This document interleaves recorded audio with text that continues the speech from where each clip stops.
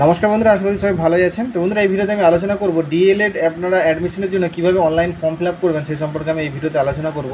তো এখানে মূল যে বিষয়টি নিয়ে আমি আলোচনা করব সেটি হলো এইচএসের যে আপনারা মার্কস বসাচ্ছেন, তো সেইটা আপনারা সঠিক কীভাবে বসাবেন, তো সেই সম্পর্কে আমি এখানে এই ভিডিওতে মূল বিষয়ে এখন আমি আলোচনা করব। তো আপনারা হয়তো অনেকেই ফর্ম ফিল আপ করে নিয়েছেন, তো যদি ফর্ম ফিল আপ করে নিয়ে থাকেন তারা অবশ্যই ভিডিওটি দেখবেন আপনারা ঠিক করেছেন কিনা। যারা এখনও পর্যন্ত ফর্ম ফিল আপ করেননি তারা অবশ্যই ভিডিওটা শেষ পর্যন্ত দেখুন, দেখি তারপরে আপনারা ফর্ম ফিল আপ করতে যান, কারণ আপনারা একটি ভুলের জন্য ফর্মটি রিজেক্ট হয়ে যেতে পারে। তো চলুন শুরু করা যাক। তো ফর্ম ফিল আপ করার জন্য আপনাদেরকে সর্বপ্রথম কিন্তু আপনাদের এই যে ওয়েবসাইট আপনারা দেখতে পাচ্ছেন, West Bengal board of primary education, আপনারা লিখে সার্চ করবেন। তো আমি দেখিয়ে দিচ্ছি আপনাদেরকে, আমি নিউ একটা ট্যাব নিয়ে নিলাম, নিয়ে আপনারা এখানে গুগলে গিয়ে সার্চ করবেন West Bengal board of primary education, West Bengal WBBPE, এরকম করে আপনারা লিখে দিলেন WBBPE, এরকম অপশন চলে আসবে, এখানে লিখে সার্চ করে দেবেন। তারপর প্রথমে অপশানটা দেখতে পাবেন West Bengal board of primary education, এই অপশানের উপরে চলে যাবেন।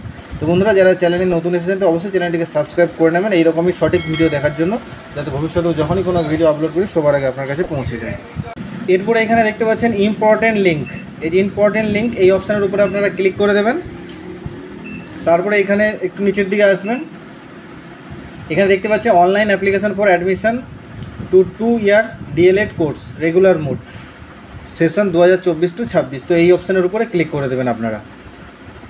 তারপরে এরকম ফর্ম চলে আসবে, এই ফর্মটি আপনাদেরকে ফিল আপ করতে হবে, এই যে ফর্মটি দেখতে পাচ্ছেন।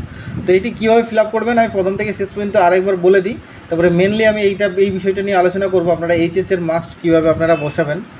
তো চলুন, প্রথমে দেখতে পাচ্ছেন এখানে বেসিক ইনফরমেশন চেয়েছে। তো এখানে আপনার অ্যাপ্লিকেশান নেম, তো আপনার যে নাম আছে সব ক্যাপিটাল লেটারে এখানে লিখবেন, ফাদার্স নেম এটাও ক্যাপিটাল লেটারে, বাবার নাম লিখবেন, মায়ের নাম এখানে লিখে দেবেন। তারপরে গার্ডিয়ান নেম যদি মা হয় মা, বাবা যদি হয় বাবা, এখানে গার্ডিয়ান নেম লিখে দিলেন।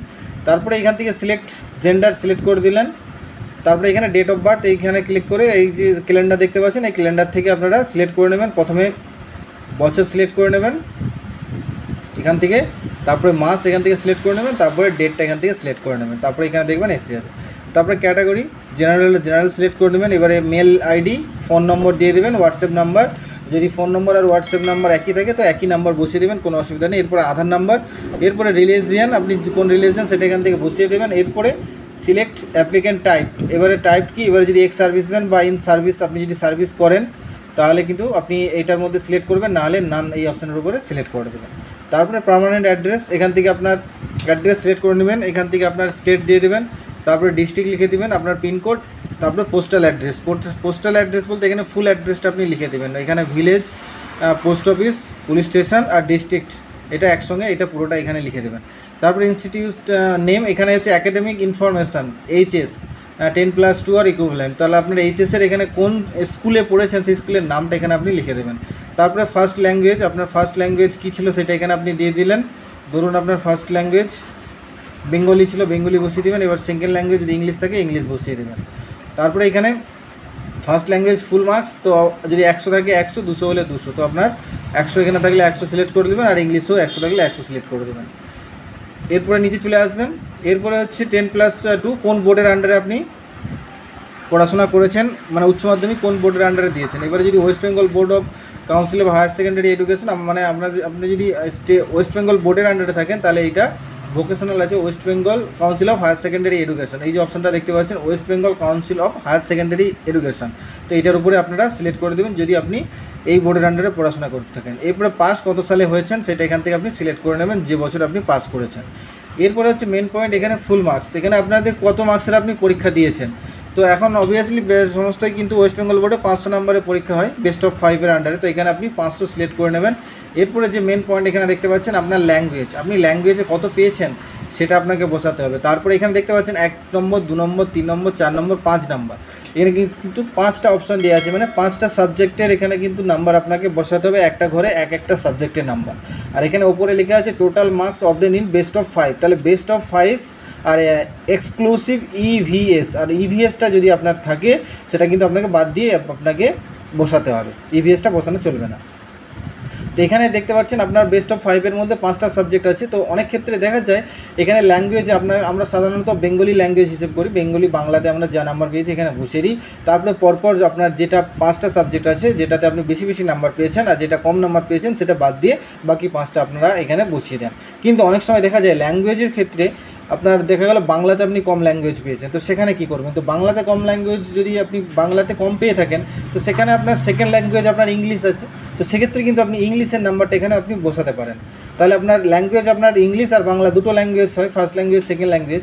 তো সেক্ষেত্রে আপনার যদি বেস্ট অফ 5-এর মধ্যে যদি ল্যাঙ্গুয়েজে কম নাম্বার থাকে তো সেটাও কিন্তু আপনার টোটাল হিসেবের মধ্যে কিন্তু বাদ পড়ে যায় বাংলা সাবজেক্টটা, সেখানে কিন্তু ইংলিশটাকে ধরে নেওয়া হয় যদি ইংলিশের নাম্বার বেশি থাকে। তো সেই জন্য আপনারা এখানে ল্যাঙ্গুয়েজের ঘরে আপনারা ইংলিশের নাম্বারটা বসিয়ে দেবেন, তারপরে আপনার যে নাম্বারগুলো যে সাবজেক্টে বেশি নাম্বার পেয়েছেন সেগুলো পরপর বসিয়ে আপনারা দেখে নেবেন আপনার যে মার্কশিটে যে টোটাল মার্কস হিসেব দেওয়া আছে সেইটা আপনার এখানে মিলছে কিনা।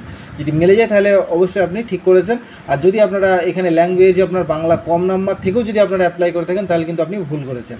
তো অবশ্যই এটা আপনারা একবার দেখে নেবেন। আর যারা নতুন আবেদন করছেন তো অবশ্যই আপনি যেটা বললাম যাদের বাংলাতে কম নাম্বার পাওয়া আছে তো আপনারা সেইভাবেই কিন্তু ফিল আপটা করে নেবেন। তারপর এখানে বলা আছে হায়ার কোয়ালিফিকেশান। হায়ার কোয়ালিফিকেশান বলতে আপনার হচ্ছে যদি এখানে এইচএস ছাড়াও অন্য কোনো আপনি যদি পড়াশোনা করে থাকেন যেমন গ্র্যাজুয়েশন, পিজি এরকম মাস্টার ডিগ্রি কোর্স কোনো করে থাকেন তাহলে কিন্তু আপনি এখানে আপনি বসাতে পারেন।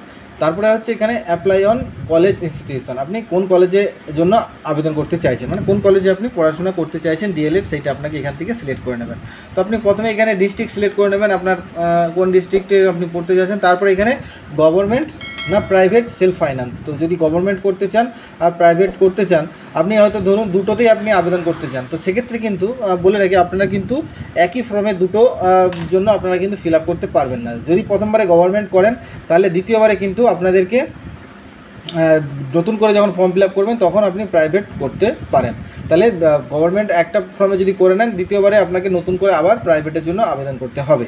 তো আশা করি বুঝতে পেরেছেন। তারপরে এখানে ইনস্টিটিউটের নেম, এখন কিন্তু ইনস্টিটিউটের নেমটা খুলছে না, তো আপনারা যখন পরবর্তীকালে আপনারা আবেদন করবেন তো এখানে যতগুলাই গভর্নমেন্ট এই কলকাতাতে আছে সমস্ত ইনস্টিটিউটের নাম এখানে কিন্তু শো হবে।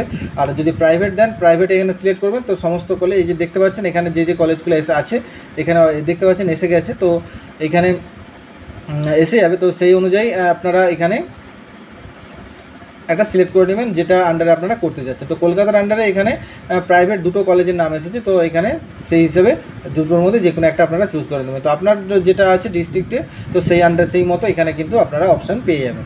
তারপরে এখানে দেখতে পাচ্ছেন এখানে বাংলা এসে গেছে, এখানে মানে এটা বেঙ্গলি মিডিয়াম তাই এখানে বাংলাটা আসছে, ঠিক আছে। এরপরে আপনার আপলোড করতে হবে ডকুমেন্ট আপলোডটা আপনারা দেখতে পাচ্ছেন 6টা ডকুমেন্ট আছে, 1 2 3 3 6টা মোট ডকুমেন্ট আছে। এর মধ্যে আপনারা অ্যাপ্লিকেন্ট ফটো, এখানে কিন্তু সমস্ত ডকুমেন্টই 200 কেবির মধ্যে হতে হবে, অনলি জেপিইজি, আপনারা পিডিএফ করবেন না, সবগুলো কিন্তু জেপিইজি মোডে আপনারা আপলোড করবেন। তো এখানে ফটো আপলোড করে দেবেন, পাসপোর্ট ফটো। এরপর হচ্ছে Madhyamik equivalent date of birth proof, এখানে আপনারা অ্যাডমিটটা আপলোড করবেন, মাধ্যমিকের অ্যাডমিটটা।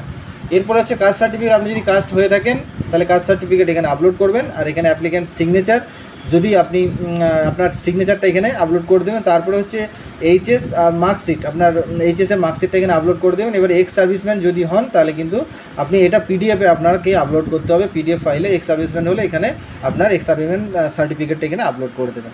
তারপরে এখানে একটা টিক মার্ক দিয়ে এখানে সাবমিট করে তারপরে আপনি পেমেন্ট করে দেবেন, তারপরে দেখবেন আপনার ফর্মটি ফিল আপ হয়ে গেছে। তো বন্ধুরা এইভাবেই আপনারা নির্ভুলভাবে ফর্মটি ফিল আপ করতে পারেন। তো বন্ধুরা ভিডিওটা ভালো লাগলে অবশ্যই একটি লাইক করবেন, বন্ধুদের সঙ্গে শেয়ার করে দেবেন যাতে তারাও সঠিকভাবে ফর্ম ফিল আপ সম্পর্কে জানতে পারে। তো বন্ধুরা চ্যানেলে প্রথমে এসে থাকলে অবশ্যই চ্যানেলটিকে সাবস্ক্রাইব করে নেবেন। দেখা হচ্ছে পরের ভিডিওতে, ভালো থাকবেন, ধন্যবাদ।